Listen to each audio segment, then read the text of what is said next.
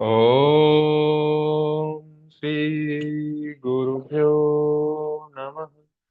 ओम सहना भवतु, सहनो भुनक्तु, सह वीर्यं करवावहै, तेजस्विनावधीतमस्तु मा विद्विषावहै। ओम शांति शांति शांति। तो एयर पोल्यूशन हम पढ़ रहे थे। मैक्सिमम पोर्शन हमने कवर कर लिया है, इसका थोड़ा सा टॉपिक रहता है इसका। पहला आता है स्मॉग। स्मॉग भी देख लिया था हमने। क्या होता है स्मॉग? हैंड रेज कीजिए जल्दी। किस किस के मिक्सचर से स्मॉग बनेगा? स्मोक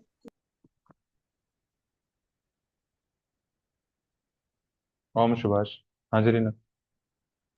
स्मोक और फॉग को मिला के स्मॉग बनेगा।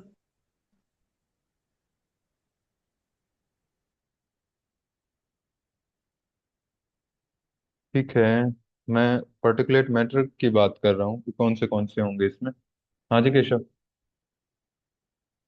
नाइट्रस ऑक्साइड और वीओसी। नाइट्रस ऑक्साइड और वीओसी, ठीक है। तो ये आपको पता होना चाहिए। तो स्मोक, और जिसका नाम बोलते हैं हम दूसरा नाम smoke fog, is a type of intense air pollution. यानी कि ये क्या है?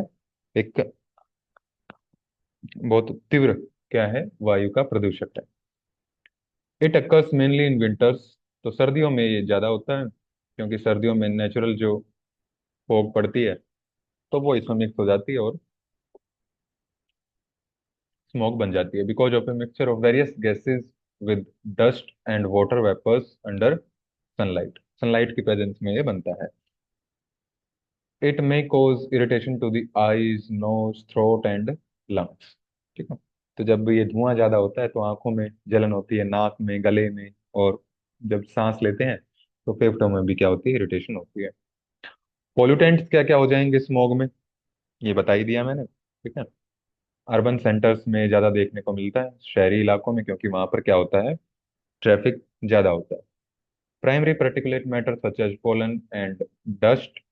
और सेकेंडरी पर्टिकुलेट मैटर में आ जाएंगे इसमें सल्फर ऑक्साइड्स, वीओसी, और nitrogen oxides and ammonia gas. ठीक है। तो ये और मिल जाएंगे इसमें। जो कल हमने देखा था वो था फोटोकेमिकल स्मोक। ये है अकेला स्मोक।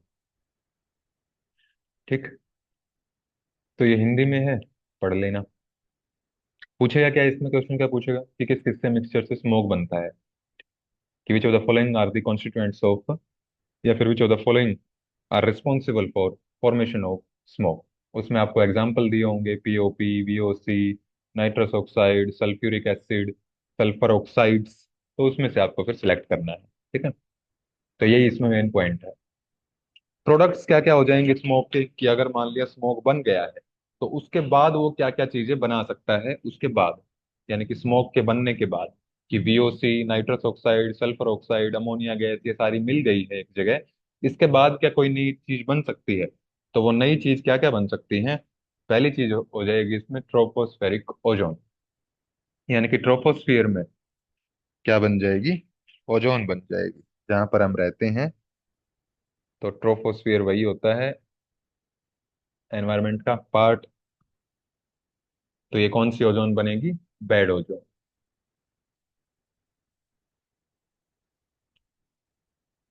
ट्रोपोस्फेरिक ओजोन फॉर्मूला यही रहेगा, is produced by the action of light, यानी कि sunlight, and the chemical bonding of VOC and nitrogen oxides in the presence of sunlight. ठीक है, कल भी बता दिया था ये। और दूसरा बनेगा एसिड रेन, कि एसिड रेन के लिए ये स्मोक जो है रिस्पॉन्सिबल हो सकता है। एसिड रेन का भी कल कंसेप्ट बता दिया था, कि पीएच, एसिड की बात कर रहे हैं तो पीएच क्या होगी, इसकी 7 से कम होगी। और 7 से कम कितनी होगी, जितनी 7 से कम होती जाएगी उतनी एसिडिक लेवल इसका इंक्रीज होता जाएगा। ठीक है। तो 4 से 5 इसकी ऑन एन एवरेज पीएच रहती है। caused by chemical reactions that begins when compounds like sulfur oxides, nitrogen oxides are released into the air in the presence of water vapors and create sulfuric acid। कि जब भी हम बात करेंगे, ये कल बताया था मैंने, एसिड रेन की, तो उसमें मेन जो रहता है वो रहता है सल्फ्यूरिक एसिड। ठीक है, तो ये पढ़ चुके हैं हम कल सारा। इसके बाद आ जाता है आपका कि क्या होते हैं वोलेटाइल ऑर्गेनिक कंपाउंड और क्या होते हैं परसिस्टेंट ऑर्गेनिक, क्या, पोल्यूटेंट्स। तो वीओसी तो कल देख लिया था हमने कि वोलेटाइल, वोलेटाइल का मतलब, इस शब्द का मतलब क्या होता है, एनरिच कीजिए। वोलेटाइल का मतलब,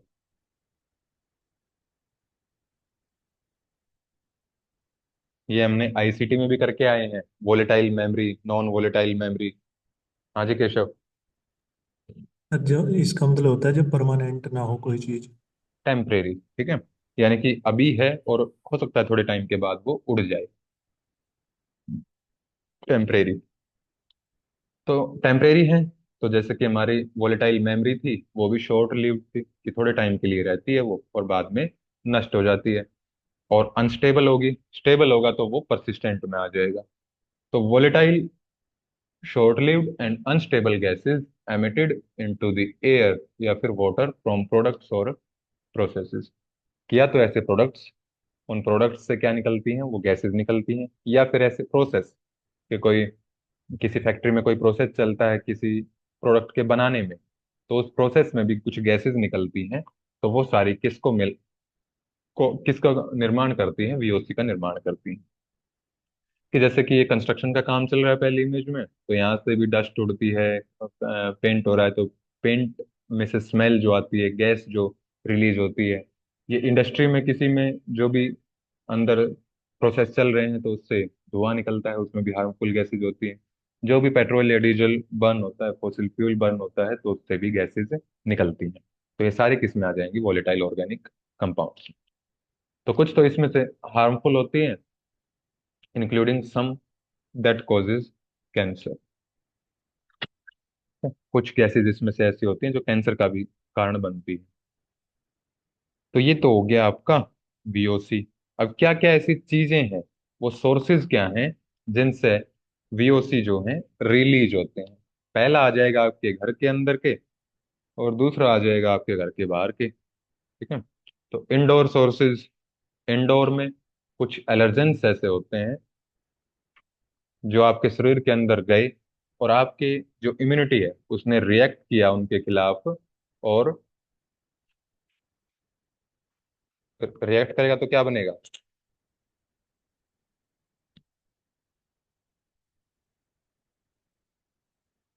जैसे किसी किसी को गेहूं से एलर्जी हो जाती है, जैसे ही वो गेहूं खाता है तो उसका इम्यून सिस्टम तुरंत ट्रिगर देता है और उसके चेहरे पे स्वेलिंग, उल्टियां, ये सब होने लगता है। लेकिन गेहूं सबके लिए तो हानिकारक नहीं होता। तो यही कह रहा है कि एलर्जन, एलर्जन वो चीजें होती हैं कि जो कॉमन नहीं है सबके लिए।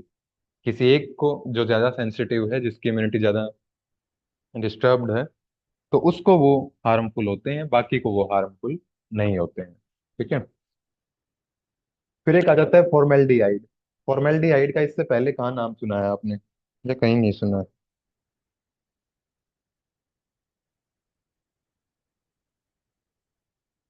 10 तक तो साइंस सबके पास थी। साइंस की लैब में कौन गया है, बायो की लैब में? कोई नहीं गया।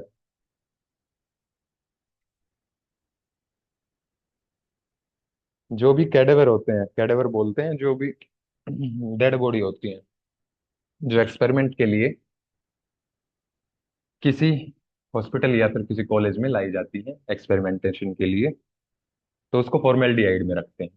या फिर जो भी आपने स्पेसिमेन देखे होंगे किसी बायो की लैब में या फिर कहीं और, किसी स्नेक का या फिर किसी मेंढक का, जो भी है डेड हो वो, तो उनको प्रिजर्व किया जाता है फॉर्मेल्डिहाइड में, ताकि वो क्या हो, डिकम्पोज ना हो। ठीक है, तो formaldehyde, it is used in the production of fertilisers, paper, plywood, etcetera, and it is carcinogenic. अब डब्ल्यूएचओ ने एक 2-3 साल पहले एक स्टेटमेंट दी थी कि लगभग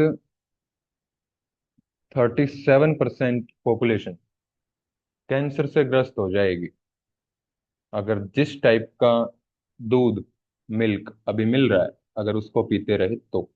अब क्या मतलब था उसका?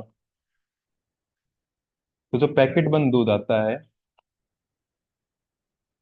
उसमें ये मान लो आप 90 to 95% क्या होता है, फॉर्मेल्डिहाइड मिलाया जाता है। ठीक है। तो जो भी उस दूध का कंज्यूम करते हैं, तो इसीलिए कैंसर के केसेस जो हैं अब बढ़ रहे हैं। तो फॉर्मेल्डिहाइड आप दूध से रिलेट करके इसको कार्सिनोजेनिक याद रख सकते हो। ठीक है। तो ये तो है indoor sources, main indoor sources. फिर दूसरा सोर्स है इसका अंडरग्राउंड वाटर। अब अंडरग्राउंड वाटर कैसे हो जाएगा? जो पानी आप कुछ तो होगे कि जो आरओ का पानी नहीं पीते हैं, सप्लाई का या फिर कुएं का या फिर सबमर्सिबल का पानी पीते हैं। क्योंकि आप बोलोगे कि आपने ही मना किया था एक वीडियो में कि आरओ का पानी नहीं पीना चाहिए। ठीक है। तो अंडरग्राउंड वाटर, हम उस अंडरग्राउंड वाटर की बात नहीं कर रहे हैं यहाँ पर, जो भी फैक्ट्रीज होती हैं बड़ी बड़ी, और वो बिना उस, क्योंकि वहां पर बड़ी बड़ी मशीनें होती हैं, उनको ठंडा करने के लिए भी पानी की जरूरत पड़ती है। और कुछ प्रोडक्ट्स ऐसे होते हैं जिनकी वॉशिंग में भी पानी का यूज किया जाता है।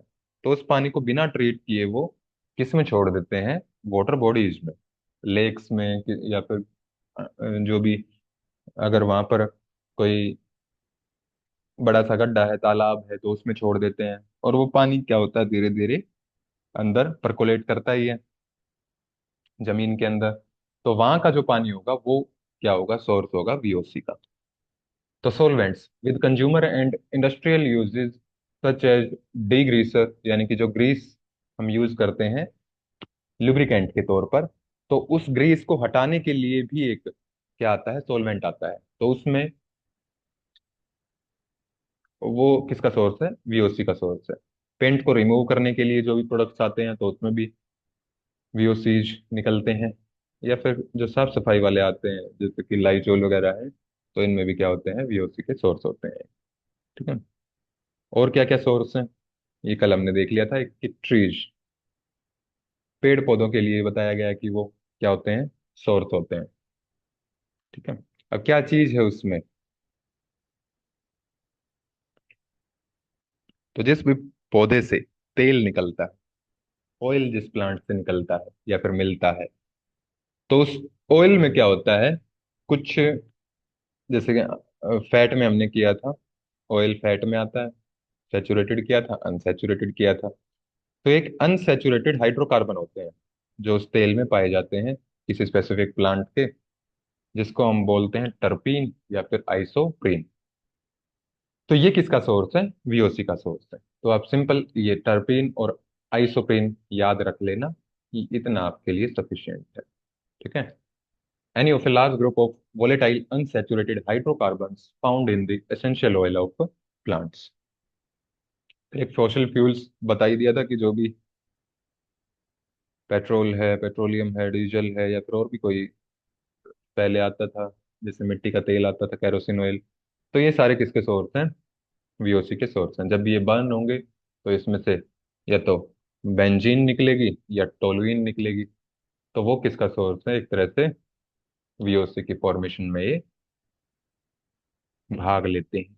Benzene is a chemical that is a colourless और light yellow liquid at room temperature. आप जब भी देखेंगे कि जिस किसी का भी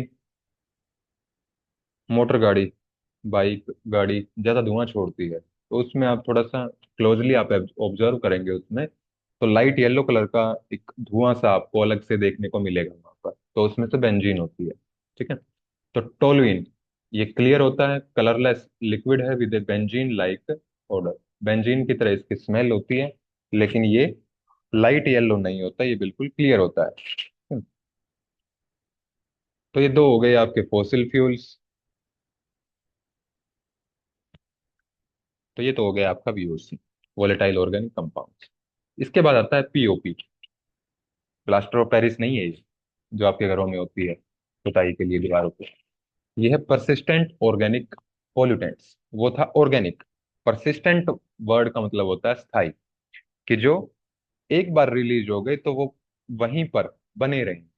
ठीक है। कि जैसे प्लास्टिक है, प्लास्टिक को आप जमीन के अंदर चाहे कितनी ही गहराई में उसको गाड़ दो, तो कितने ही साल बाद आप निकाल के देखोगे तो वो प्लास्टिक एज इट इज आपको मिलेगा। कमजोर हुआ मिल जाएगा कि हाथ लगाते ही टूट जाएगा, लेकिन मिलेगा वो एज इट इज। ठीक है। तो परसिस्टेंट का एक एग्जाम्पल आप मान सकते हो। तो टॉक्सिक केमिकल्स होते हैं ये POPs. They can be transported by wind and water and can affect people and wildlife far from where they were released. कि मान लिया यहाँ हरियाणा में रिलीज हुए हैं पीओपी, तो पानी हवा के माध्यम से यूपी या फिर मुंबई में ट्रांसपोर्ट हो गए वो, कि जैसे भी ट्रांसपोर्ट हुए हैं, तो वहां पर जाकर भी उतने ही खतरनाक होते हैं वो जितने यहाँ पर हैं। ऐसा नहीं है कि दूरी की वजह से या फिर हवा पानी की वजह से उनकी जो टॉक्सिसिटी है वो कम हो जाएगी। ठीक है। तो they often accumulate in food webs and reach toxic concentration. अब क्या मतलब है इस फूड वेब का? जिसको पता है हैंड रेज करो जल्दी। फूड वेब क्या होता है?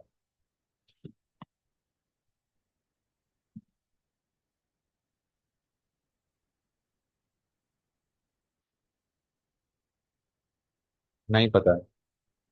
फूड वेब होता है कि जैसे मान लिया आप में से चाइना में रहता है कोई, तो मेंढक खाता है छोटे छोटे कीड़े मकोड़े, फिर मेंढक को खाएगा सांप, और सांप को मार के खा जाते हैं इंसान। तो ये एक पूरा क्या बनती है, एक चेन बनती है, खाद्य जाल बनता है एक। ठीक है। तो जो ये जाल बनता है, इसमें ये क्या हो जाते हैं, इकट्ठा होते रहते हैं। कि मान लिया जो मेंढक ने कीड़े मकोड़े खाए, उनके में कंसंट्रेशन कम थी। अब मेंढक के अंदर भी इकट्ठा हो गया, वो मेंढक खाया सांप ने, तो उसके अंदर भी इकट्ठा हो गया, उसने और भी चीजें खाई थी तो थोड़ा सा उससे इकट्ठा हो गया।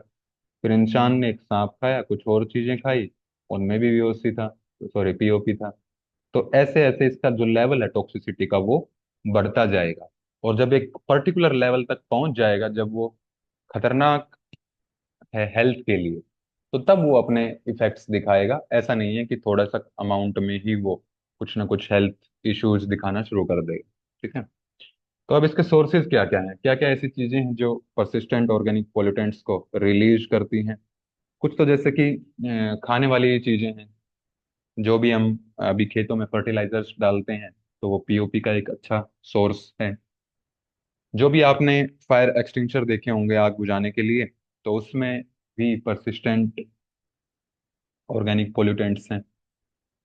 आप नॉन स्टिक कुकवेयर का यूज करते होंगे कि उसमें खाना नीचे चिपके ना, जले ना, या फिर जो स्पेशल उसके लिए हीटर आते हैं, तो उसके ऊपर रखने के लिए स्पेशल बर्तन आते हैं नॉन स्टिक। ठीक है।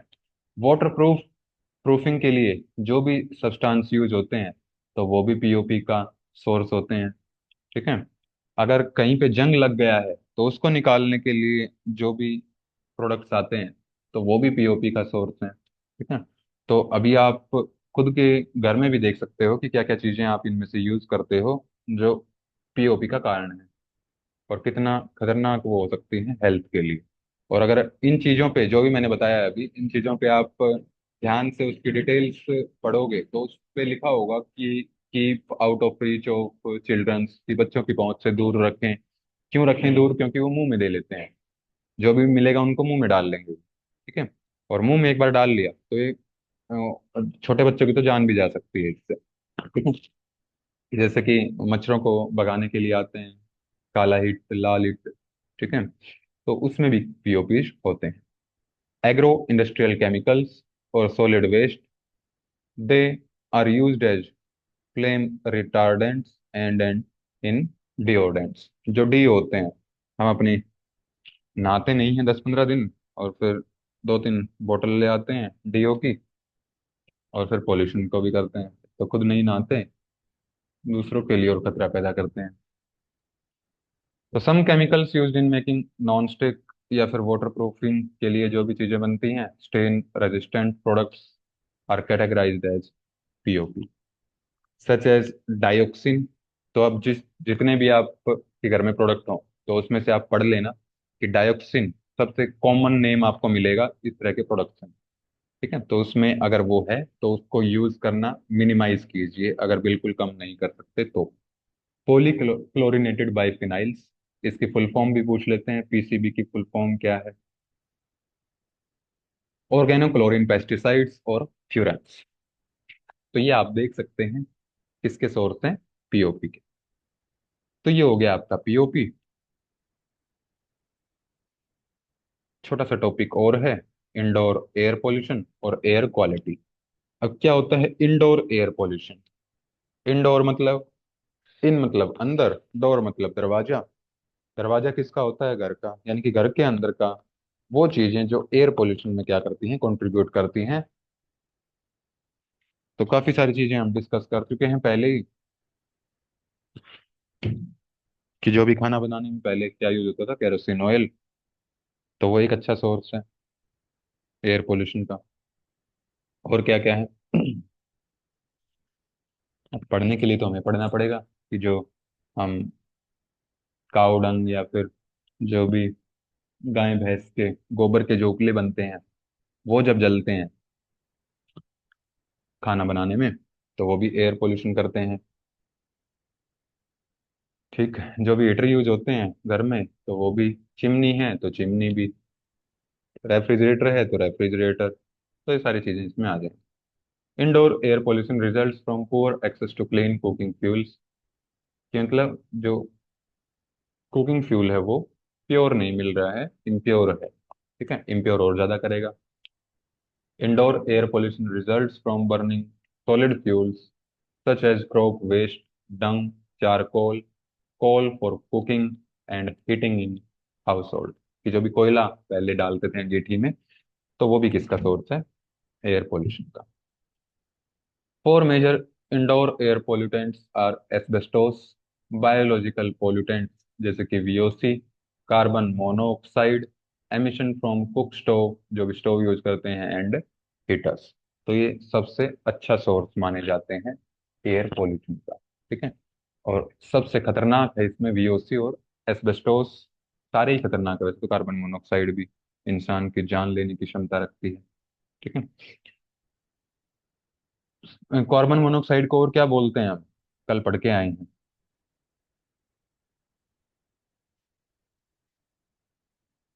हाँ जी Keshav. Silent killer. Silent killer इसको बोलते हैं। ठीक है, आप सर्दी से बचने के लिए लेटेंगे, या फिर जो भी इंसान है, हीटर जला के और खिड़की दरवाजे सारे बंद करके, और वो चुपचाप निकल लेगा सुबह तक। ठीक है, तो इसलिए इसको साइलेंट किलर भी बोलते हैं। हीटर्स जो है, रूम हीटर्स, वो इसका प्राइम सोर्स है अगर हाउस होल्ड की बात करें तो। तो ये है आपका इंडोर एयर पोल्यूशन। अब क्या है सिक building syndrome.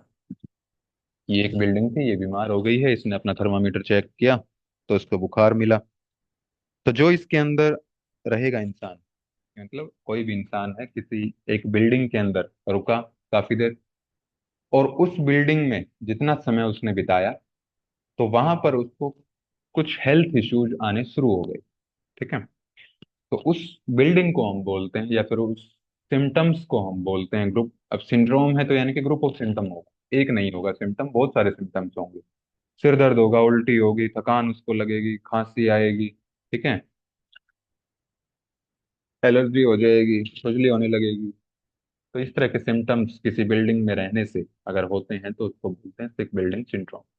Is a range of symptoms that occurs after spending time in a particular building, किसी पर्टिकुलर बिल्डिंग में कुछ समय व्यतीत करने के बाद जो सिम्टम्स आते हैं, जो लक्षण आते हैं। और कौन से हैं? एक्यूट डिस्कम्फर्ट, की बेचैनी सी होने लग जाए कि यहाँ से निकलो, यहाँ रुका नहीं जा रहा है अभी। ठीक है, सिर दर्द हो, आंखों में, नाक में, थ्रोट में इरिटेशन हो, सूखी खांसी आए, स्किन में ड्राइनेस आ जाए और खुजली होने लग जाए, डिजीनेस, चक्कर आने लग जाए, नोजिया, मिचली सी हो जाए, उल्टी आने जैसा उसका मन हो, कंसंट्रेट ना कर पाए जिस काम के लिए वो गया है, थकान जल्दी हो जाए, और सेंसिटिविटी टू ऑर्डर्स, की थोड़ी सी स्मेल भी, जो सुगंध वाली चीजें होंगी उनसे भी क्या होगा, वो उसको परेशानी होगी। तो ये होता है आपका सिक बिल्डिंग सिंड्रोम। ठीक है, अब क्या घर में भी कोई ऐसी चीजें हैं जो वीओसी को कंट्रीब्यूट करती हैं। वैसे तो सोर्सेज में हमने कर लिया है, वही सेम है, एलर्जन और फॉर्मेल्डिहाइड। ठीक है, वही सेम स्लाइड है ये। वहां पर या तो वहीं वहीं लिख लेना कि इंडोर सोर्सेज भी यही है वीओसी के, या फिर अलग से इसको पढ़ लेना। ठीक है। अब एयर क्वालिटी इंडेक्स आता है हमारा, कि काफी देर से हम बात कर रहे हैं कि एयर पॉल्यूटेड है, तो पता कैसे करें कि हम जहाँ पे रह रहे हैं वहाँ की एयर अच्छी है कि बुरी। तो वो हम पता करते हैं एयर क्वालिटी इंडेक्स, जिसको शॉर्ट में हम लिखते हैं AQI। तो इसके लिए मीटर होते हैं प्रॉपर, जो पर्टिकुलेट मैटर होंगे, नाइट्रोजन ऑक्साइड होंगे, कार्बन मोनोऑक्साइड होंगे, या फिर जो ट्रोपोस्फेरिक ओजोन होगी, सल्फर ऑक्साइड, अमोनिया, इनके अमाउंट को क्या करते हैं उस एयर में मेजर करते हैं। और इनके अमाउंट को डिटेक्ट करके, मेजर करके, मापने के बाद वो अपने उसके कैलकुलेटिंग मेजर्स होते हैं, तो उससे फिर कैलकुलेट करता है कि यहाँ का AQI कितना है। तो अगर 0 से 50 के बीच में, अगर ये स्लाइड भी आप कर लेंगे तो सफिशियंट है आपके लिए, कि 0 से 50 है तो गुड है, 50 से 100 के बीच में मॉडरेट है, 100 से 150 के बीच में जो ज्यादा सेंसिटिव लोग हैं उनके लिए अनहेल्दी। ठीक है, मतलब जो जिनकी इम्यूनिटी बहुत अच्छी है, च्यवनप्राश खाते हैं डेली, तो उनको कुछ नहीं होगा 100 से 150 में। ठीक है, लेकिन 150 से ऊपर जाते ही सबके लिए नुकसानदायक होनी शुरू हो जाएगी। और अभी दिल्ली का अगर आपने देखा हो तो 300 से ऊपर ही चल रहा है। ठीक है, तो 150 से 200 अनहेल्दी है सभी के लिए। 200 से 300 अगर बात करें तो और ज्यादा अनहेल्दी है। और 300 से ऊपर तो खतरनाक बोला गया है। ठीक है, तो क्या है एयर क्वालिटी इंडेक्स? डेली इसकी रिपोर्ट्स मेजर होती हैं। आप डेली का ही AQI देखते होगे, जब भी न्यूज चैनल कोई देखते हैं तो रिपोर्टिंग डेली होती है इसकी, कि आज कितना AQI है, कल कितना था, परसों कितना था। ठीक है, बताता क्या है ये आपको, कि वो वहां की एयर कितनी पॉल्यूटेड है, कि हाउ क्लीन और पॉल्यूटेड योर एयर इज, यही बताता है ये। And what associated health effects might be a concern for you. जो हमने लेवल किए हैं कि 0 से 50, फिर 50 से 100, 100 से 150, 150 से 200, तो इनके अलग अलग क्या बताए गए हैं कि 150 से 200 है, 200 से 300 है, तो इनमें अलग अलग कि इस ये लेवल है तो क्या क्या उसको हेल्थ इश्यूज आ सकते हैं, अगर इससे ज्यादा लेवल हो जाए तो उसको क्या इश्यूज आ सकते हैं। तो ये अलग अलग डिवाइड किया गया है WHO ने, या फिर जो भी इसकी मंत्रालय है उन्होंने बताया है। The AQI focuses on health effects you may experience within a few hours or days after breathing polluted air। कि जो भी प्रदूषित हवा है, तो उसमें सांस लेने के बाद आपको कुछ घंटों में या फिर कुछ दिनों में जो भी सिम्टम्स आएंगे तो उनको ये बताता है। ठीक है। अब क्वेश्चन क्या बनता है, यहाँ से कोई क्वेश्चन नहीं बनेगा। एक क्वेश्चन ये बन सकता है कि जो AQI की रिपोर्टिंग है वो कितने दिनों पर होती है, डेली होती है, वीकली होती है, फोर्टनाइटली होती है, या फिर मंथली होती है, क्वार्टरली होती है, ईयरली होती है। तो कुछ भी ऑप्शन आपको मिल जाएगा, तो ये याद रखना है कि डेली होती है इसकी। ठीक है। अब यहाँ से क्वेश्चन बनेगा कि कौन सी जो गैसेज हैं वो मेजर की जाती हैं AQI में। तो पहली चीज आएगी इसमें पर्टिकुलेट मैटर 10। ठीक है, जिसका साइज क्या होगा, 10 माइक्रोमीटर का। PM 2.5 ये भी मेजर होता है उसमें। नाइट्रोजन डाइऑक्साइड होती है, कार्बन मोनोऑक्साइड होगी, ओजोन होगी। ओजोन कौन सी? Bad ozone, tropospheric ozone. SO2 होगी। ठीक है, यहाँ पर एग्जाम्पल आपको ऐसे भी दे सकता है उसमें ऑप्शंस में, एक दे देगा स्ट्रेटोस्फेरिक ओजोन, एक दे देगा ट्रोपोस्फेरिक ओजोन, और बाकी दो और दे देगा। ठीक है, तो ये पूछ लेगा आपसे, विच of the following gases not measured in AQI। तो चार ऑप्शन, एक दे दिया आपको PM 10, एक दे दिया PM 2.5, एक दे दिया आपको ट्रोपोस्फेरिक ओजोन लिख दिया, एक लिख दिया स्ट्रेटोस्फेरिक ओजोन। तो ये भी आपको पता होना चाहिए। ठीक है, तो सल्फर डाइऑक्साइड होगी, अमोनिया और लेड। तो इनका अमाउंट उस एयर में चेक किया जाता है, जिसके हिसाब से क्या होती है, एयर की क्वालिटी डिसाइड होती है। तो ये दिखाई दिया है पहले। ठीक है, तो सेम है। तो यहाँ तक किसी को अगर कोई डाउट है, अब एयर पोल्यूशन आपका कंप्लीट हो गया है, तो जल्दी से हैंड रेज कर लो अगर कोई डाउट है तो यहाँ तक।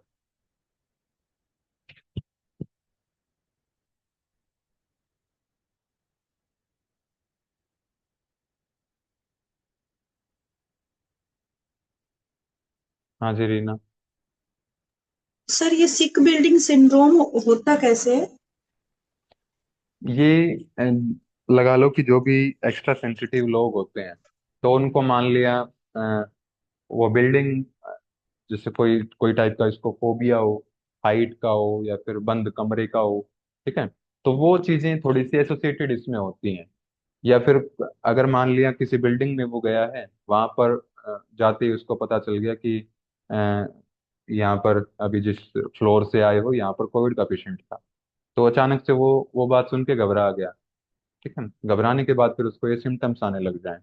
या फिर वो बिल्डिंग में पेंट कुछ ऐसा हो रखा हो या फिर उसकी बनावट ऐसी हो कि जिससे एक तरह से साइकोलॉजिकल आप इसको ज्यादा मान सकते हो, ठीक है।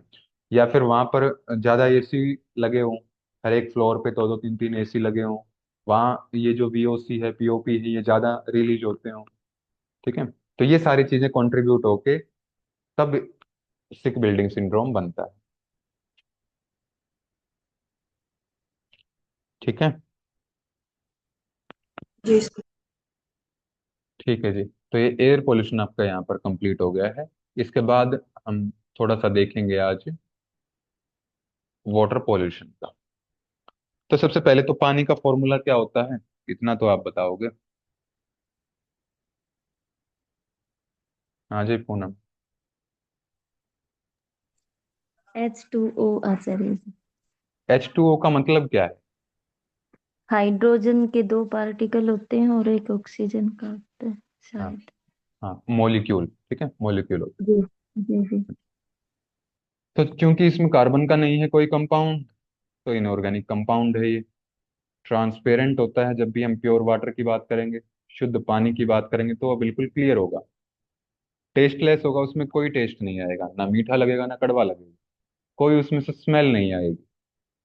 नियरली कलरलेस केमिकल सब्सटेंस है ये, and it is the main constituents of earth earth hydrosphere. कि अर्थ के ऊपर जो हाइड्रोस्फीयर है, बायोस्फीयर का एक टाइप है ये, तो उसका मेन कॉन्स्टिट्यूएंट्स क्या है? वाटर है, and the fluids of all non living organisms. तो पानी ही ज्यादा होता है। कितने परसेंट बॉडी हमारी पानी की बनी है?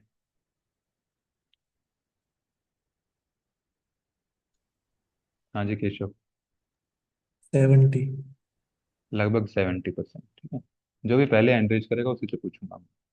सोर्सेज ऑफ वाटर, तो कुछ हमारे होते हैं सरफेस पे, जैसे नदियां हैं, झील हैं, तालाब हैं, और कुछ होते हैं पानी के जमीन के अंदर, कि जैसे कि जो ट्यूबवेल से निकलते हैं, कुएं में जो पानी होता है, ठीक है। तो सरफेस वाटर जिसमें आ गई लेक, रिवर या फिर कोई रिजर्वायर, और ग्राउंड वाटर हो गया जैसे कि एक्विफर, ठीक है। ये एक्विफर होते हैं कि जो भी एक्टिविटीज हैं, ऊपर बारिश हो रही है या फिर उनसे धीरे धीरे करके परकोलेट करके नीचे पानी इकट्ठा हो जाता है, तो उसको हम बोलते हैं एक्विफर, ठीक है। तो अब है कि कौन से वो रिजर्वायर हैं और कितने परसेंटेज में वो पानी को रखते हैं। जैसे अगर समुद्रों की बात करें तो 90, अगर पानी की बात करें तो लगभग पूरी पृथ्वी का पानी 97.25% किसमें है? समुद्र में है। और 2% लगभग जो भी ग्लेशियर हैं उनमें है। ग्राउंड वाटर मात्र 0.68% है। झीलों की बात करें तो 0.01। सॉइल मॉइस्चर की बात करें, जितनी जमीन पे नमी है, तो 0.005। एटमॉस्फेयर की बात करें तो 0.001। और जो भी नदियां हैं, स्ट्रीम हैं, झरने हैं, 0.0001। और बायोस्फीयर की बात करें तो बायोस्फीयर यानी कि इंसानों के अंदर 0.00004%, ठीक है। अब इसमें से क्वेश्चन बनता है, तो बनता है इसमें से क्वेश्चन आपसे पूछ लेगा कि मैक्सिमम जो रिजर्वायर है पानी के लिए, तो वो कौन सा है? तो ओशियन है। अगर ओशियन एग्जाम्पल में ना हो तो आइस कैप या फिर ग्लेशियर आएगा। इन दोनों में से ही आपका क्वेश्चन पूछा जाएगा। अब आता है हमारा, ये तो पढ़ लिया पानी क्या है, वाटर पॉल्यूशन। पॉल्यूशन कैसे होगा पानी का, कैसे कैसे? सभी मुझे एक एक पॉइंट बताएंगे कि कैसे आप कंट्रीब्यूट कर रहे हो वाटर के पॉल्यूशन में। इंडोर आउटडोर जो भी आपको रीजन पता है, तो एक एक मुझे है बताते जाएं। हैंड रेज करते जाओ और बताते जाओ। कॉमन सेंस की चीजें हैं, इमेज भी लगी हुई है। हाँ जी पूनम। आचार्य जी, जैसे नालियों में और नहरों में कपड़े धोने से। ठीक है। ज्योति। गुरुजी, जैसे ये फैक्ट्रीज वाले बीच में पानी छोड़ देते हैं, मतलब जो उनका वेस्ट पानी होता है। ठीक है। आप क्या छोड़ते हो ऐसा? आप क्या करते हो वाटर पोल्यूशन के लिए? कुछ तो करते ही होगे। मैं कपड़े धोने में वही हाँ, यूज होता है। जो भी डिटर्जेंट का आप यूज करते हैं तो उसको रिमूव करना हाँ। मुश्किल होता है पानी से। रीना। गुरुजी, जैसे जो फर्टिलाइजर्स वगैरह और पेस्टिसाइड वगैरह जो खेतों में छिड़के जाते हैं, तो वो बारिश के थ्रू जो है वो वहां पे मिक्स हो जाते हैं। तो कौन से पानी को प्रदूषित करते हैं ये फर्टिलाइजर? जैसे नदियों में वो पानी जो है वो जाएगा वॉश आउट होके, तो वो उस पानी को जो है वो प्रदूषित करते हैं। हाँ, जो फर्टिलाइजर्स मेनली जो पोल्यूट करते हैं, प्रदूषित करते हैं पानी को, वो अंडरग्राउंड वाटर को करते हैं, क्योंकि वो धीरे धीरे रिसके जमीन के अंदर ज्यादा जा रहे हैं। ठीक है। केशव। सर प्लास्टिक वगैरह जो डाल देते हैं, क्योंकि सर वो डिकम्पोज तो नहीं होती, तो वो भी वाटर पोल्यूशन करती हैं। हाँ जी ठीक है, तो मतलब पता ही है आप सभी को। ठीक है। चलिए, और किसी के पास कोई विचार है नहीं तो आगे बढ़ लेते हैं। Water pollution is the contamination of water sources by substances that make the water unusable for drinking, पीने के लिए अयोग्य जो बनाए, कुकिंग के लिए, साफ सफाई के लिए, स्विमिंग के लिए या फिर अदर एक्टिविटीज के लिए जो उस पानी को अयोग्य यानी कि अनुपयोगी बना दे, तो उसको बोल देंगे वाटर पोल्यूशन। पोल्यूटेंट्स इंक्लूड्स कुछ केमिकल्स हो या फिर कुछ ट्रैश हो, कुछ ट्रैश यानी कि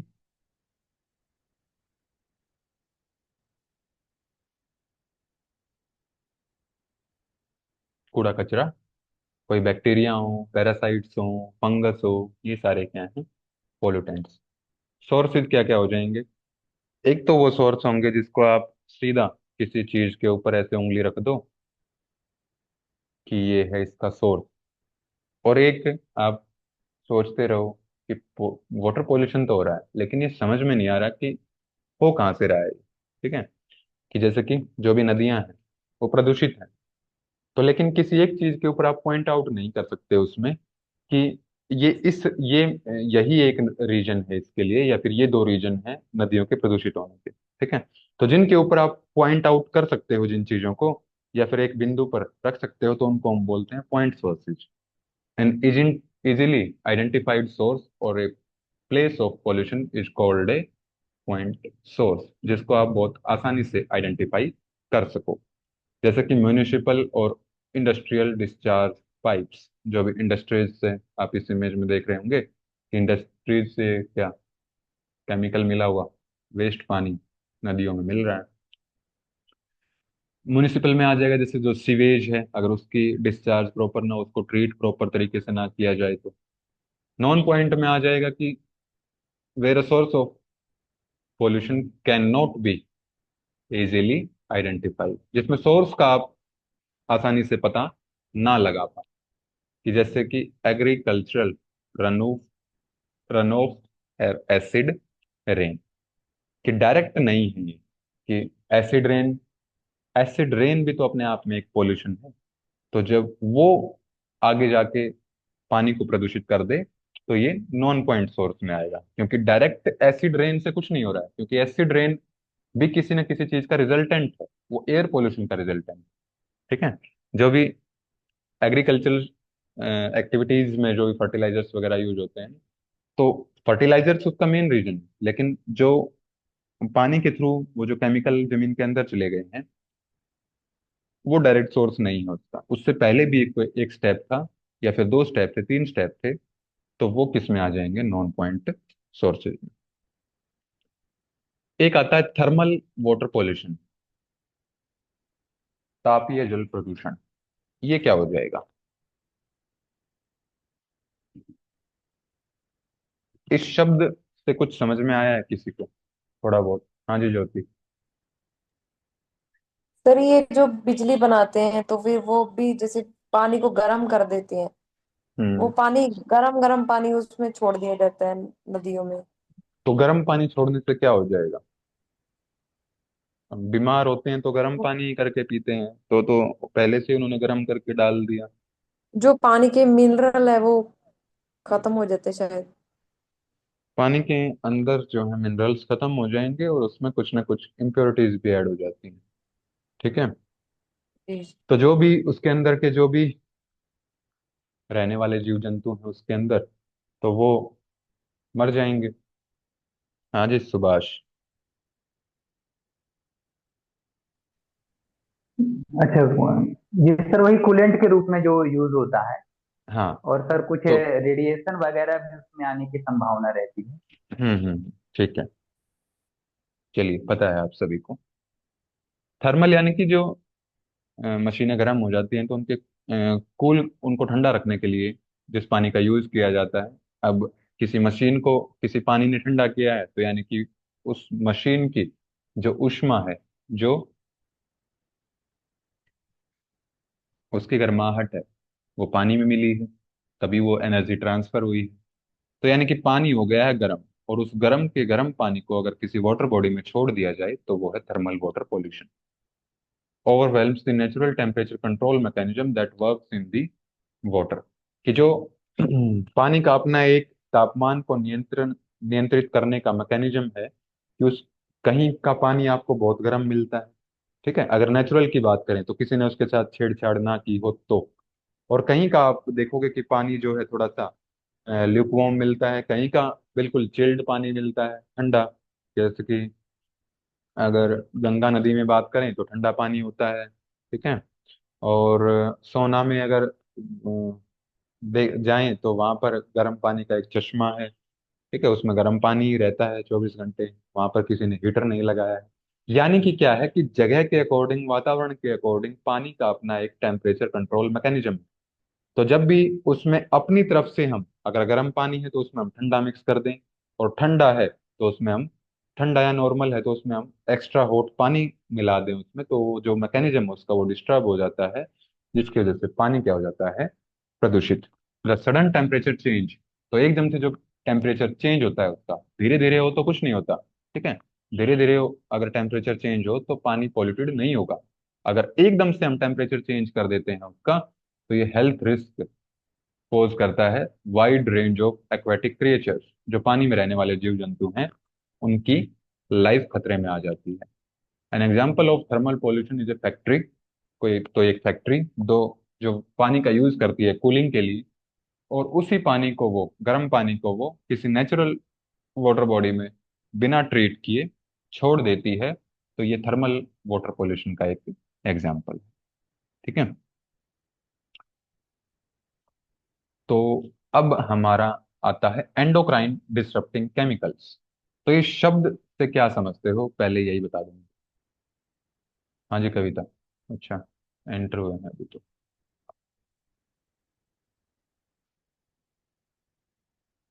कि वो केमिकल्स जो आपके एंडोक्राइन सिस्टम को डिसरप्ट करें, उसको डिस्टर्ब करें। ठीक है? तो बहुत सारे प्रोडक्ट्स ऐसे हैं, ये मैं आपको एनाटॉमी में भी जब पढ़ाया था तब भी बताए थे, जब थेरापेटिक योगा करवाया था तब भी बताए थे, और बीच बीच में वैसे भी जब जब भी टॉपिक आता है तो मैं बताता ही रहता हूँ कि क्या क्या ऐसी चीजें हैं आपकी डे टू डे लाइफ में जो आपके हेल्थ को क्या करती हैं, डिस्टर्ब करती हैं। तो क्या क्या ऐसी चीजें आप यूज करते हो डे टू डे लाइफ में, जितनी मैंने बताई है वही कौन रिपीट कर सकता है? एनरेज करो। कुछ आज भी बताइए।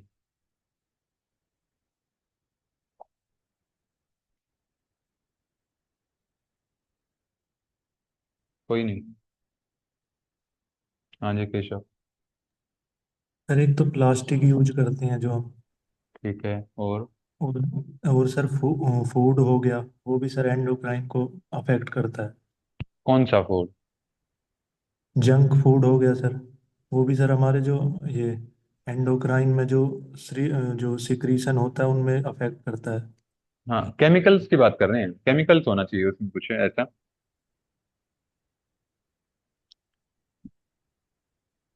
ठीक है, आप आगे बताइए, इसको मैं रिफाइन करूंगा फिर बाद में।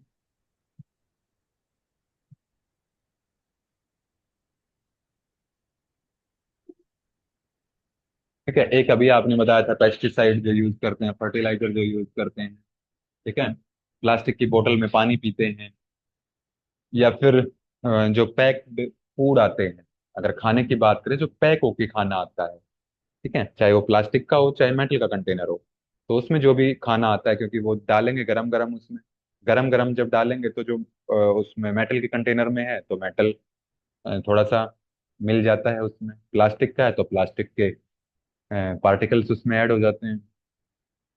डिटर्जेंट हो गया, आग को बुझाने वाले हो गए, जो खिलौने हो गए बच्चों के, उसके ऊपर भी क्या होता है, लेयरिंग होती है, प्लास्टिक के तो होते ही होते हैं, उसके ऊपर भी उसको सॉफ्ट बनाने के लिए या फिर थोड़ा सा लुब्रिकेट उसको करने के लिए उसमें चीजें यूज होती हैं। कॉस्मेटिक्स का मैंने आपको बताया कि जो मेनली महिलाएं जो लिपस्टिक यूज करती हैं, ठीक है, तो ये सारी चीजें क्या हैं, एंडोक्राइन डिस्टरप्टिंग केमिकल्स हैं, are found in many everyday products including plastic bottles, containers, liners of metal food cans, detergent, flame retardants, food, toys, cosmetics और पेस्टिसाइड्स। ठीक है, तो आपको यही पता होना चाहिए पहले कि ऐसा भी कुछ होता है एंडोक्राइन डिसरप्टिंग केमिकल। ठीक है, तो बॉडी के हॉर्मोन्स के साथ इंटरफेयर करने की ये क्षमता रखते हैं। सिंपल सी चीज थी। अब ये दो शब्द हैं, अगर ये दो शब्द आपने समझ लिए तो इसके ऊपर 4-5 क्वेश्चन अभी तक पूछे गए। ठीक है, यानी कि इंपॉर्टेंट टॉपिक ये है। पहला आता है बायो एक्यूमुलेशन और दूसरा आता है बायो मैग्निफिकेशन। एक्यूमुलेशन और मैग्निफिकेशन से आप क्या समझते हैं? तीन शब्द हैं यहाँ पर, एक है बायो, एक है एक्यूमुलेशन और एक है मैग्निफिकेशन। तीनों में से एक का, दो का या फिर तीनों का मतलब जिसको ही पता हो वो एक बार हैंड रेज करे।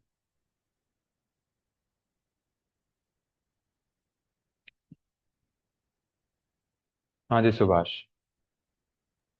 सर शायद कह सकते हैं बायो हाँ सर। हाँ मुझे लग रहा है सर डीएनए में सर उसका असर आ जाए। ठीक और है। सेकंड एक्यूमुलेशन, क्या एक्यूमुलेशन मीन्स सर संचय हो जाए, वो चीज जमा हो जाए, स्टोर रूप में हो जाए। और मैग्निफिकेशन मीन्स उसका और बढ़ जाए वो। बढ़ना। ठीक है। ठीक है। तो इसी शब्द में सब कुछ है इसका। बायो मतलब होता है लाइफ। ठीक है, कि मतलब कोई भी एक लाइफ ले लो, कोई भी लाइफ मतलब कोई भी एक जीव जंतु कुछ भी मान लो, तो उसमें पहले जो टॉक्सिन्स थे कुछ भी नहीं थे, फिर उसने अच्छा अच्छा खाना खाया प्लास्टिक की बोतल्स में, तो इकट्ठा होना उसमें केमिकल शुरू हो गए। कोई यहाँ पर कोई सिम्टम्स नहीं आए। फिर जब एक बार खाने से उसको कुछ नहीं हुआ तो उसने ज़्यादा खाया, तब भी उसको सिम्टम्स नहीं आए। फिर उसने और ज़्यादा खाना शुरू कर दिया कि ये तो कुछ हो ही नहीं रहा है, मुझे तो मेरी इम्यूनिटी तो फाइट कर रही है इसके साथ। ठीक है, तो ऐसे ऐसे करके उसके अंदर क्या हो गए, टॉक्सिन्स जमा हो गए और अब क्या आ गए, सिम्टम्स आ गए। ठीक है, तो ये धीरे धीरे करके इकट्ठा होना कोई भी चीज, टॉक्सिन्स या फिर कोई और चीज, तो ये होता है बायो एक्यूमुलेशन। ठीक है, और फिर जब ये, यहाँ पर आपका एग्जाम्पल ना लूं मैं, ठीक है, यहाँ पर ले लेता हूँ मैं किसी मुर्गे या मुर्गी का एग्जाम्पल। ठीक है, तो मुर्गे ने कोई ऐसी चीज खाई थी, उसको पहले एक इंजेक्शन दिया जल्दी बड़ा करने के लिए, ठीक है, उसको कोई साइड इफेक्ट नहीं हुआ, उसको अगली बार उसको और ज्यादा डोज दे दी। ठीक है, तो ऐसे ऐसे करके उसके अंदर टॉक्सिन जमा हो गए हैं। ठीक है, इंजेक्शन से बड़ा कर दिया है वो जल्दी। फिर इस मुर्गे को किसने खाया? किसी इंसान ने, ह्यूमन बीइंग ने खा लिया। तो जो इसके अंदर टॉक्सिन थे वो किस में आ गए? मुर्गा तो छोटा सा था, इतने साइज का था, इंसान बहुत बड़ा था। ठीक है, तो छोटी सी चीज से बड़ी चीज में क्या हो गई, ये ट्रांसफर हो गई। तो ये क्या है, बायो मैग्निफिकेशन। ठीक है, तो यही है ये, और कुछ नहीं।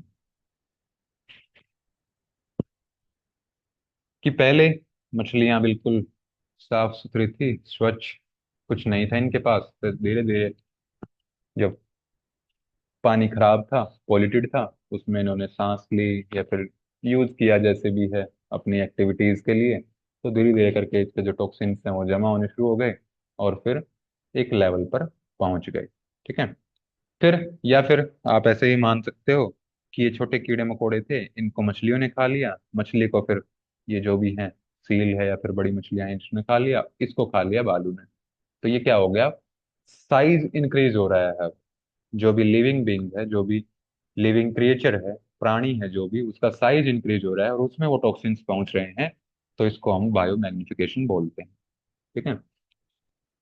यहाँ पर यही चीजें लिखी हुई हैं कि बायो एक्यूमुलेशन क्या है, इज द ग्रेजुअल, धीरे धीरे, accumulation of substances such as pesticides और other chemicals in an organism. ठीक है, या तो पेस्टिसाइड या फिर कुछ और भी केमिकल धीरे धीरे इकट्ठा होता रहे शरीर में, तो बायो एक्यूमुलेशन है। जैसे car emission chemical building up in birds and other animals and mercury building up in fish. कि जो भी कार से निकलने वाला धुआं है, तो वो अ, ऊपर जाता है, ऊपर जाएगा तो ऊपर बैठे हैं पेड़ों के ऊपर पक्षी। ठीक है। तो उस हवा में वो सांस लेंगे, तो धीरे धीरे उनके अंदर क्या हो रहा है, डिपॉजिट हो रहा है। और पानी के अंदर क्या हो रहा है, जो भी प्लास्टिक या फिर कुछ भी उसमें केमिकल मिक्स नदियों से पानी आ रहा है, तो उसमें मरकरी का लेवल जो है बढ़ रहा है उस पानी में। और मरकरी का आपको पता होगा कि मरकरी का अगर डायरेक्ट बिना शोधन किए अगर आप भी कंज्यूम कर लेंगे, तो मरकरी इतना, उसका जो स्पेसिफिक ग्रेविटी होती है या फिर जो उसका भार होता है, वो इतना भारी होता है वो, कि अगर आपने जीभ के ऊपर रख लिया तो जीभ को पेनेट्रेट करके, और आपका जो गले, जैसे मान लिया यहाँ से आपने खाया, यहाँ पर आपकी जीभ थी, जीभ के ऊपर रख दिया तो इस जीभ को पेनेट्रेट करके और यहाँ से भी पेनेट्रेट करके ये बाहर भी निकल सकता है। ठीक है। और फटाफट से अगर शरीर के अंदर ले लिया, तो एक के बाद एक ये सारे ऑर्गन्स को पेनिट्रेट करता चला जाएगा। ठीक है। तो अगर वो उसका प्रॉपर तरीके से शोधन नहीं किया गया है तो इतना खतरनाक ये एलिमेंट है। ठीक है। और जब भी जिसमें मरकरी है मछलियों में, वो इंसान खाते ही है मछलियां, तो उनके अंदर वो मरकरी डिपॉजिट हो रहा है। मरकरी डिपॉजिट हो रहा है तो मरकरी कभी नहीं निकलता शरीर से। ठीक है, अगर डिपॉजिट हो गया है तो। फिर अगला आता है biomagnification takes place as chemicals transfer from lower trophic level to higher trophic levels within a food web. कि मतलब जो लोअर ट्रॉपिक लेवल था, उससे ट्रांसफर किस में हो गया है, वो हायर लेवल पर। तो ये है biomagnification. accumulation of insecticide DDT which gets accumulated in zooplankton। ठीक है। तो जूप्लैंक्टन छोटे छोटे, मान लो इंसेक्टिसाइड, जो भी हम डीडीटी छिड़क देते हैं कीड़े मकोड़ों को मारने के लिए खेतों में, या फिर जो भी है दवाई छिड़कते हैं ना, तो वो छोटे छोटे पेड़ पौधों या फिर छोटे छोटे जीव जंतुओं को मारने के लिए वो दवाई छिड़की जाती है। तो वो इकट्ठी हो जाती है जू प्लैंक्टन, जो उनको खाते हैं। और इन जू प्लैंक्टन को खाती हैं छोटी छोटी मछलियां। तो जू प्लैंक्टन से किसमें पहुंच जाएगा, ये छोटी मछलियों में, छोटी मछलियों को खाती हैं बड़ी मछलियां, बड़ी मछलियों को खाती है उससे बड़ी मछलियां। ठीक है। तो ऐसे ऐसे हायर लेवल पर पहुंच जाएगा ये। तो ये हो गया आपका बायो एक्यूमुलेशन और बायो मैग्निफिकेशन। अब इसके बाद आता है आपका वाटर क्वालिटी पैरामीटर्स।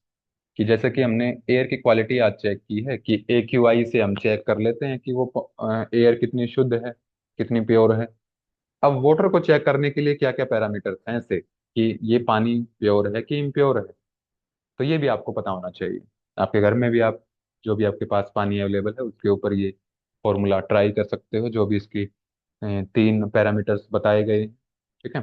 तो सबसे पहले चीज तो यही पता होना चाहिए आपको पैरामीटर कितने हैं इसके, तो 3 पैरामीटर्स हैं। ठीक है। तो पहला है फिजिकल, दूसरा है केमिकल, और तीसरा है बायोलॉजिकल। अब बात करते हैं फिजिकल पैरामीटर्स की। शारीरिक गुण क्या होंगे उसके, कि दिखने में वो कैसा है। दिखने में यानी कि धुंधला है, साफ है, कलरलेस है, या फिर उसमें कोई टेस्ट है, तो ये उसकी फिजिकल प्रॉपर्टीज है। ठीक है। तो पहला है इलेक्ट्रिकल कंडक्टिविटी, यानी कि आप यहाँ यहाँ कोई वाटर बॉडी थी। ठीक है। आप यहाँ खड़े हो, किसी ने क्या किया, इसमें तार डाल दिया बिजली का। ठीक है। आपने इस यहाँ पर, वहां पर नहीं जहां पर तार है, आपने दूसरे कोने पर उस पानी में हाथ लगाया, तो अगर तो आपको करंट लग जाता है, तो वो पानी कैसा है, इम्प्योर है। अगर करंट नहीं लगता है तो इसका मतलब क्या है, वो पानी प्योर है। ठीक है, यानी कि जो इलेक्ट्रिसिटी है अगर वो यहाँ से यहाँ तक ट्रांसफर हो जाती है तो इसका मतलब ये पानी क्या है, इम्प्योर। और अगर ये ट्रांसफर नहीं होती है तो ये होता है प्योर वाटर। तो refers to the ability of water to conduct an electric current in water over a certain distance. तो good water quality such as drinking water cannot conduct electricity. उसमें ये विद्युत का क्या होते हैं, जो शुद्ध पानी होगा वो होगा कुचालक, और जो अशुद्ध पानी होगा वो होगा सुचालक। फिर इसके बाद आता है सैलिनिटी, सैलाइन, यानी कि उसमें नमक का कंटेंट कितना है। अगर नमकीन पानी का टेस्ट आ रहा है तो मतलब उसमें नमक ज्यादा है, और वो क्या है, इम्प्योर पानी है। उसमें नमकीन टेस्ट नहीं आ रहा है तो मतलब सैलिनिटी वाले पैरामीटर पे वो ठीक है, नमक उसमें नहीं है, बाकी पैरामीटर्स पे उसको चेक करो। एक आता है टोटल डिजोल्व्ड सॉलिड्स, टीडीएस जिसको बात करते हैं। जिसके घर में भी आरओ लगा हुआ होगा तो उसने ये शब्द सुना ही होगा, आरओ वाले को बुला के लाओ इसकी टीडीएस बिगड़ गई है। ठीक है, यानी कि जो उसमें उस पानी में घुले हुए सॉलिड्स हैं वो क्या हो गए हैं, इंक्रीज हो गए हैं। और जो आरओ होता है वो इन्हीं सॉलिड्स को फिल्टर करता है, वो अलग बात है, मिनरल्स को ही फिल्टर कर देता है वो।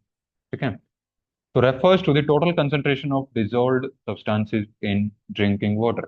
तो टीडीएस यानी कि सॉलिड्स उसमें जितने ज्यादा घुले होंगे पानी में उतना ज्यादा वो इम्प्योर होगा। अगर उसमें सॉलिड्स इम्प्योरिटीज कम होंगी तो उतना वो टीडीएस उसका कम होगा और पानी वो उतना ही प्योर होगा। टर्बिडिटी, टर्बिडिटी होता है, मान लो कि धुंधलापन पानी का, कि आपने एक गिलास में पानी लिया और जो गिलास का ये पानी आपने गिलास में डाला, यहाँ पर एक सिक्का रख लिया और ऊपर से आप देख रहे हो यहाँ से।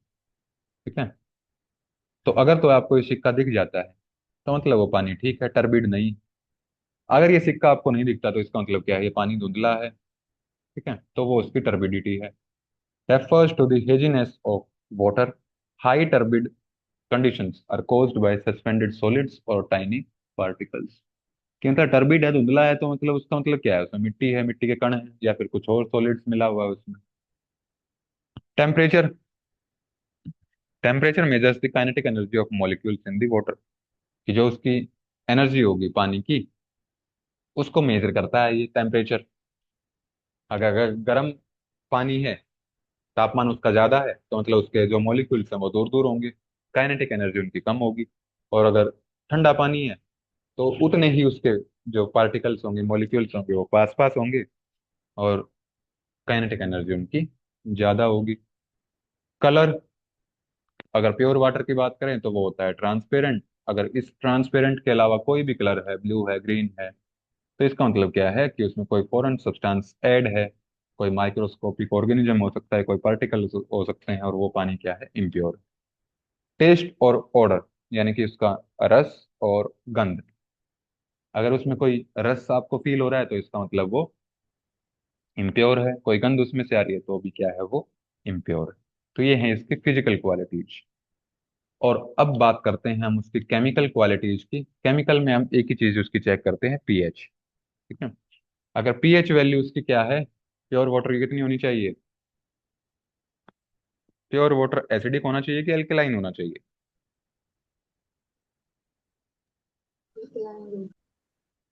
हाँ जी केशव। एल्केला न्यूट्रल होना चाहिए सर, वैसे न्यूट्रल होना अच्छा है। चाहिए। न्यूट्रल होना चाहिए pure water.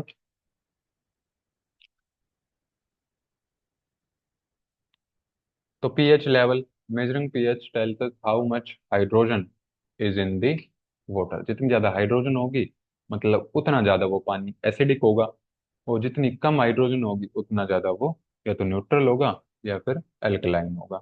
Water that has a higher concentration of hydrogen ion is acidic, क्योंकि एसिड जो बढ़ता है वो बढ़ता है पॉजिटिव आयन से, और जो अल्कलाइन बढ़ेगा वो कैसे बढ़ेगा, नेगेटिव आयन से। ठीक है, तो ये इसका केमिकल पैरामीटर है। बायोलॉजिकल और रह गया इसका उससे पहले पीएच से ही संबंधित है ये, वाटर हार्डनेस। जल कठोरता, क्या होती है जल कठोरता, वाटर हार्डनेस? कि वो पानी जो कठोर है, कठोर कैसे होगा कोई पानी? हाँ जी सुभाष। सर ये क्वेश्चन था कि आजकल एल्कलाइन वाटर का क्यों सर क्रेज बढ़ रहा है? हाँ जी, ये मैंने आपको एनाटॉमी और जब मैंने थेरेपेटिक योगा करवाई थी तब मैंने बताया था आपको कि जितनी ज़्यादा बॉडी की एसिडिटी इंक्रीज होती है, उतनी ज़्यादा बीमारी शरीर में इंक्रीज होती है। ठीक है, जितना ज़्यादा बॉडी एल्कलाइन की तरफ जाती है उतना ज़्यादा हम हेल्दी की तरफ जाएंगे। ठीक है, और उस पानी को एल्कलाइन बनाने के लिए उसमें चीज़ें ऐड की जाती हैं।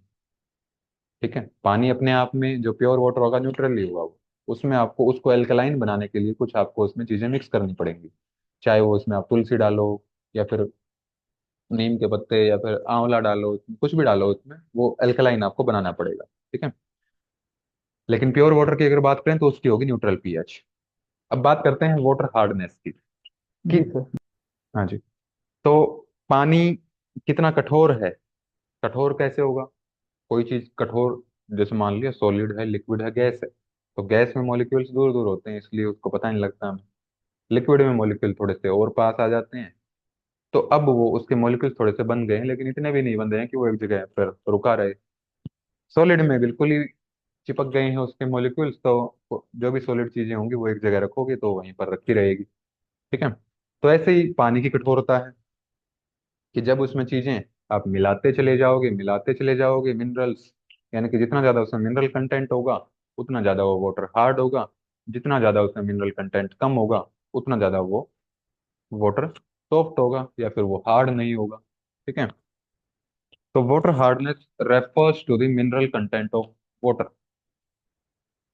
Dissolved oxygen refers to the amount of oxygen dissolved in water। अब क्या मतलब है इसका डिजोल्व ऑक्सीजन का?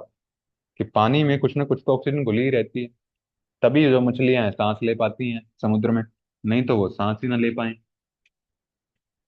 ठीक है, तो जितनी पानी में ऑक्सीजन घुली हुई है उसको हम बोलते हैं डिजोल्व ऑक्सीजन। एक शब्द होता है बीओडी, ये क्वेश्चन पूछा जाता है कई बार। तो बीओडी होता है बायोलॉजिकल ऑक्सीजन डिमांड। डिमांड किसी चीज की कब होती है?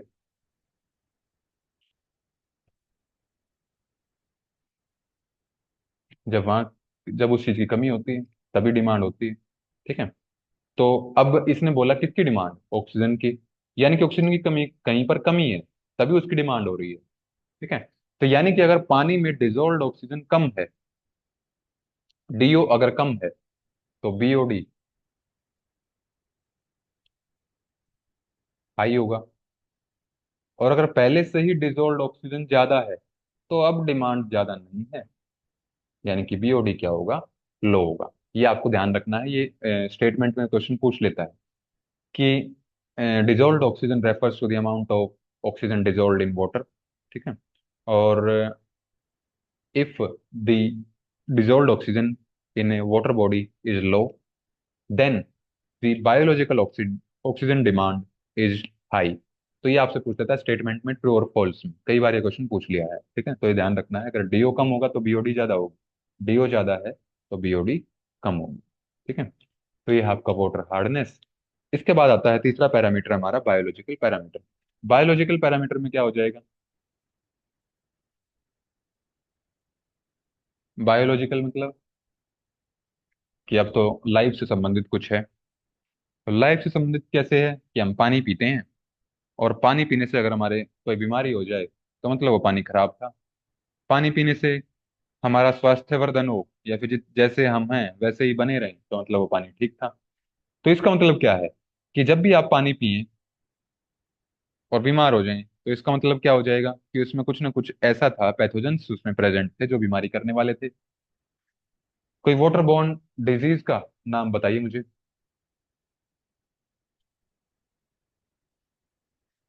वाटर बोर्न डिजीज, हाँ जी सौरभ।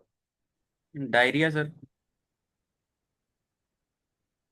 डायरिया, और किसने एंट्रीज किया था?